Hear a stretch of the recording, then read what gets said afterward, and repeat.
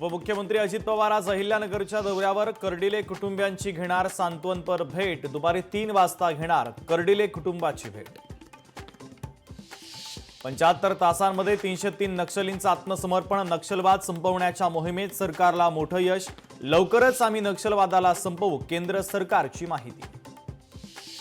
दिवाळीमध्ये फटाके फोडताना विद्युत सुरक्षेची काळजी घ्या। फटाके फोडताना विद्युत फीडर वायर पासून लांब ठेवा, महावितरणाच्या वतीनं नागरिकांना आवाहन।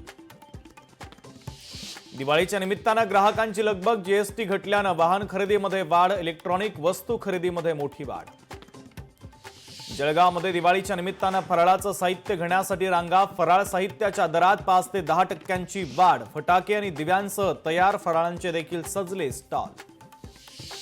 पुढील 4 दिवस वादळी वाऱ्यासह पावसाची शक्यता। समुद्र क्षेत्रामध्ये वादळी वारे आणि उंच लाटा उसळण्याचा अंदाज। मुंबईसह किनारी भागातील मच्छीमारांना सतर्कता।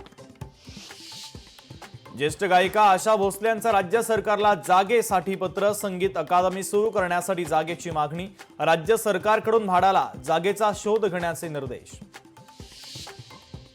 मध्ये हदगाव ते नागपूर रस्त्यावर भीषण अपघात। अपघातामध्ये एकाच परिवारातील दोघांचा मृत्यू तर 8 जण जखमी।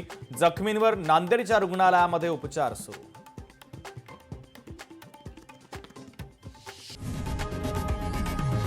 लोकशाही मराठी ऐका, पहा, जागरूक रहा।